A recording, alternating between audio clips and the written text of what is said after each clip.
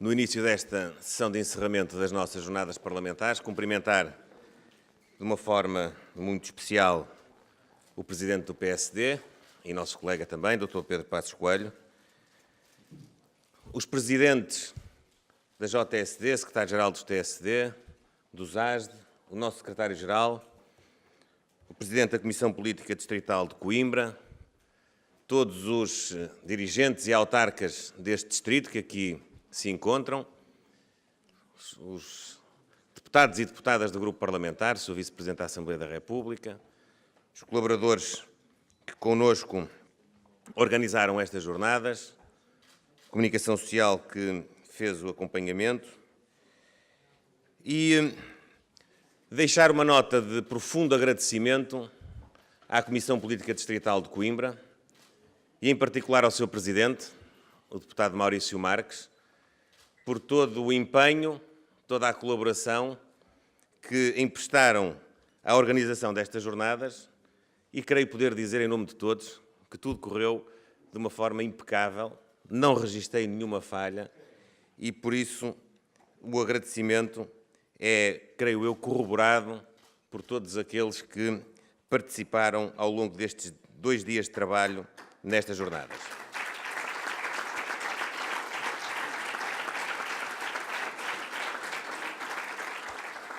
Queria também deixar uma nota de agradecimento aos nossos convidados,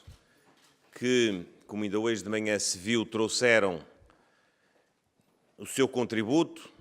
a sua participação cívica aos trabalhos destas jornadas e tornaram-nas, de facto, ricas e enriquecedoras. Ricas no conteúdo da participação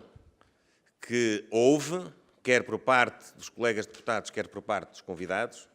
mas, sobretudo, também muito enriquecedoras, porque nos vão permitir afinar, aprimorar algumas das nossas propostas políticas e nos ajudaram a ter uma noção ainda mais próxima daquilo que tem sido a realidade do país, sobretudo aquela que decorre da legislatura que há 10 meses colocou o Partido Socialista no governo, com o apoio do Partido Comunista e do Bloco de Esquerda. Estas jornadas começaram ontem de manhã com uma visita a uma escola pública estatal. Quero com isto dizer que é uma escola do Estado que presta o serviço público de educação, porque, como bem recordámos ontem também, num dos painéis da tarde, a escola pública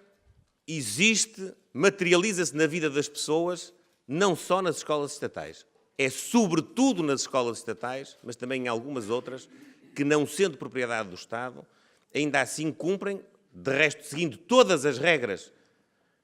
que são observadas nas escolas estatais, o serviço público de educação. E podemos constatar nessa escola que há um certo silenciamento dos problemas que rodeiam a abertura do ano escolar. Nós tivemos a ocasião de recordar que o ano escolar anterior se iniciou de uma forma muito positiva,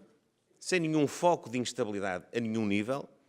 e que o nosso desejo é que este ano as coisas corram exatamente da mesma forma. Tivemos conhecimento que, ao nível da colocação de professores, há ainda muitos problemas em aberto, sobretudo com aqueles docentes que estão em condições especiais e que ainda não foram colocados e que, porventura, não estarão em condições de chegar às escolas esta semana, na quinta e na sexta-feira, quando os alunos chegarem, se calhar só chegam no início da próxima semana.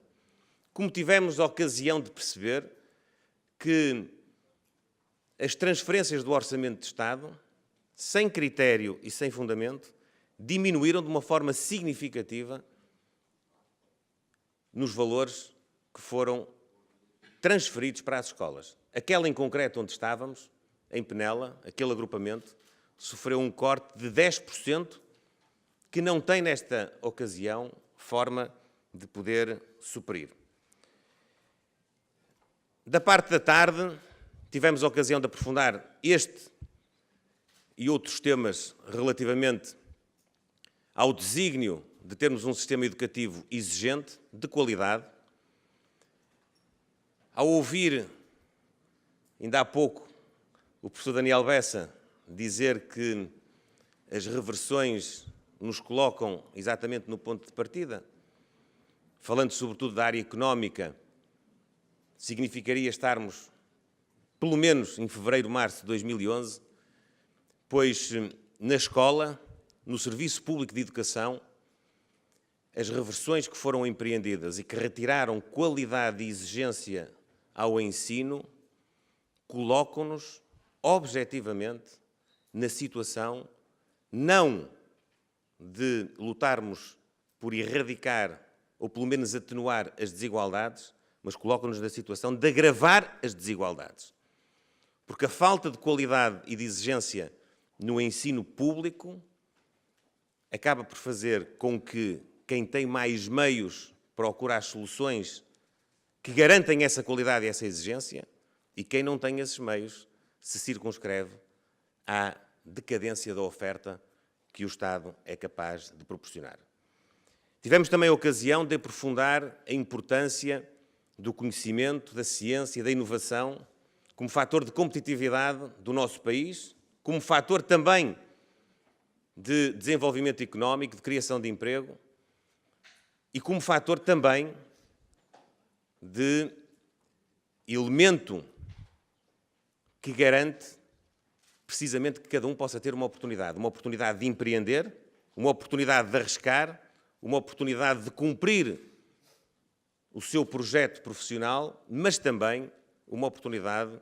de, num contexto local, regional, nacional, alavancar o crescimento da nossa economia. Tivemos como, creio, todos podem considerar, duas importantes intervenções no domínio do ordenamento do território, da importância das políticas públicas que podem garantir mais coesão do ponto de vista social e territorial, que podem prevenir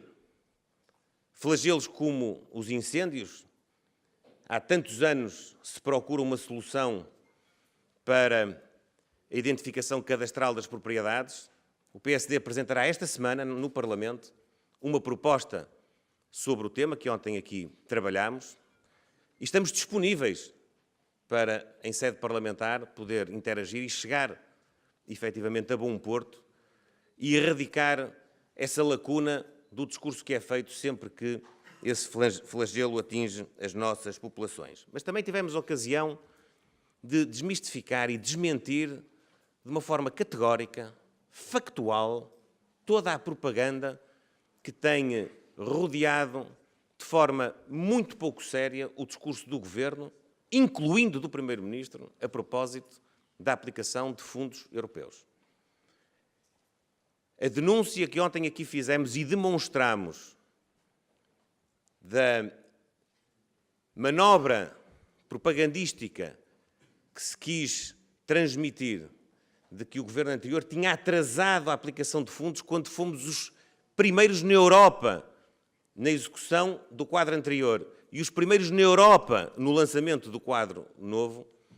é sintomática sobre aquilo que é o desviar da atenção do essencial no nosso debate político. Tivemos ocasião também de aprofundar esse tema e de dentro até dessa análise poder mais uma vez pôr em destaque a preocupação que tivemos, mesmo na aplicação desse envelope financeiro, no desenvolvimento das regiões mais carenciadas, quer as carências que se sentem nos centros urbanos, quer as carências que se sentem nos territórios de baixa densidade. Vamos revisitar muitos dos temas que ontem aqui tratámos nesse painel, também com iniciativas políticas e legislativas no futuro. E hoje de manhã tivemos ainda a ocasião de ir a um terceiro tema, o crescimento da economia, os desafios de promoção e atração de investimento e a análise daquilo que é o comportamento dos agentes públicos, dos governantes, a influência que têm na dinamização da vida económica do país. Creio a esse título que a última intervenção do professor Daniel Bessa foi singular de uma forma muito clara e clarividente, pudemos perceber duas coisas. Em primeiro lugar, que as reversões têm, de facto, o efeito de nos colocar no sítio onde estávamos antes de tentar solucionar os problemas, com a agravante de não termos exatamente as mesmas condições que tínhamos quando tentámos resolver os problemas pela primeira vez. E foi também muito sintomático o testemunho que ele aqui deu como cidadão de que nós, quando liderámos o governo, mesmo num tempo de profundíssima restrição e emergência, cuidámos sempre de tratar, discriminar positivamente aqueles que mais carências tinham, aqueles que são, de facto, os mais pobres da nossa sociedade e que, ao longo de todo esse esforço e sacrifício, foram protegidos ao nível dos rendimentos, ao nível de tudo aquilo que foram os efeitos negativos de muitas das medidas que tivemos de empreender para recuperar a confiança no país. E tivemos, finalmente, ocasião, num jantar-conferência, também de poder aprofundar os desafios, as incertezas, eu gostaria de dizer também as oportunidades que se deparam hoje no contexto europeu, em que nos integramos, em que nos envolvemos, em que queremos ser parte ativa das soluções e não um acréscimo de problemas. Por isso, caras e caros colegas, caro Presidente do nosso partido, eu reitero que consideramos estas jornadas parlamentares muito ricas, muito enriquecedoras e um elemento importante para nos municiar, para nos motivar, para nos mobilizar para o cumprimento da nossa dupla tarefa como o maior grupo parlamentar do Parlamento, mas também, na circunstância, o maior grupo parlamentar da oposição. Nós não nos vamos eximir à nossa obrigação de fiscalizar e escrutinar a ação do Governo. É importante, tal como ainda agora este filme demonstrava, como as publicações que também lançámos nestas jornadas, que sintetizam o falhanço do governo das esquerdas, a disparidade entre aquilo que prometeram ao país, a expectativa que criaram e aquilo que é o resultado, hoje já apurado, da sua atuação e aquilo que é o retrato de um projeto falhado. Já o tenho dito nos últimos dias e vou reiterar. De facto, todos os objetivos a que este governo se propôs estão por alcançar. É certo que há uma grande dose de otimismo no governo para que um deles seja atingido. O déficit. E para aqueles que podem ter percebido das nossas intervenções que nós mudámos de opinião sobre a necessidade de Portugal ter de baixar o déficit, nós não mudámos de opinião. Nós continuamos a achar que Portugal deve ter superávit. Deve baixar o déficit e deve ter superávit. Agora deve fazê-lo na base do crescimento da economia, na base da diminuição da dívida, na base do corte nas despesas supérfluas da administração e, naturalmente, na base da capacidade reformadora do país, na capacidade de transformar os principais sistemas por forma a que eles sejam mais eficientes, consigam cumprir os objetivos a que se propõem, absorvendo menos recursos dos contribuintes. Isso é o déficit que é preciso baixar em Portugal. Porque baixar o déficit com aumento dos impostos, com o protelar dos pagamentos, com cortes cegos, como aqueles que ontem nos foram denunciados na escola que visitámos, baixar o déficit por essa via não é nada saudável. E se em períodos de emergência até se pode compreender que uma ou outra medida restritiva pode ser tomada, em períodos onde não há essa emergência, não se compreende que o projeto do país possa ser falhar no crescimento da economia, falhar até na dinamização da procura interna, falhar na aposta nas exportações, falhar na contenção e diminuição da dívida, só para cumprir aquela meta. É isso que, infelizmente, hoje o Governo e os partidos que o apoiam sustentam. É mesmo caso para dizer, como alguém disse noutra altura, num contexto bem diferente, que há mais vida para além do déficit, e era bom que o Partido Socialista, o Partido Comunista e o Bloco de Esquerda começassem efetivamente não a falar do déficit, mas a falar disto, a explicar como é que vão alterar a receita que desemboca naquilo que aqui nós denunciamos. Senhoras e senhores deputados, caro Presidente, é neste contexto que, para além dessa tarefa de denúncia, de escrutínio e de fiscalização, o Grupo Parlamentar do PSD, juntamente com a Direção Nacional do PSD, cumprirá também a tarefa de propor opções, de propor projetos, de contribuir para que os portugueses possam perceber a formação de uma alternativa política que tem outros pressupostos, que tem outras opções, que já demonstrou recentemente que tem outros resultados e que procura no futuro ter e alcançar esses resultados. Nós, nas próximas semanas, entregaremos na mesa da Assembleia da República mais de 20 propostas legislativas em áreas tão relevantes como a educação e a ciência, como o sistema político, como o voluntariado, o arrendamento urbano, os territórios de baixa densidade e a coesão territorial, o Sistema Nacional de Informação Cadastral, que falei há pouco e que esta semana mesmo entregaremos o projeto, a cultura e o património,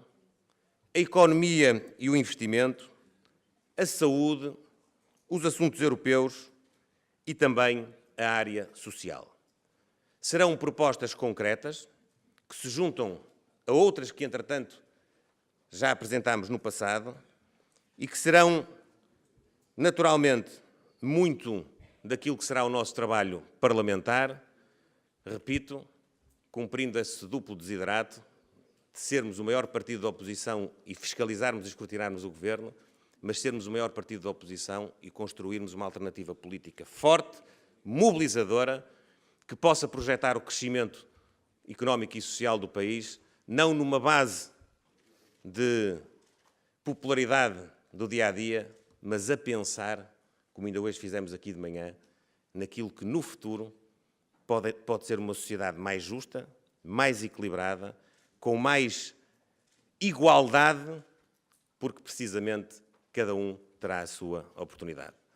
Peço a todos que renovemos o nosso empenho neste início de sessão legislativa e estou certo que os deputados do PSD serão um elemento fundamental para o fortalecimento da posição política do PSD no país e para, no futuro, podermos ter a confiança dos portugueses para tornar a governar Portugal. Muito obrigado.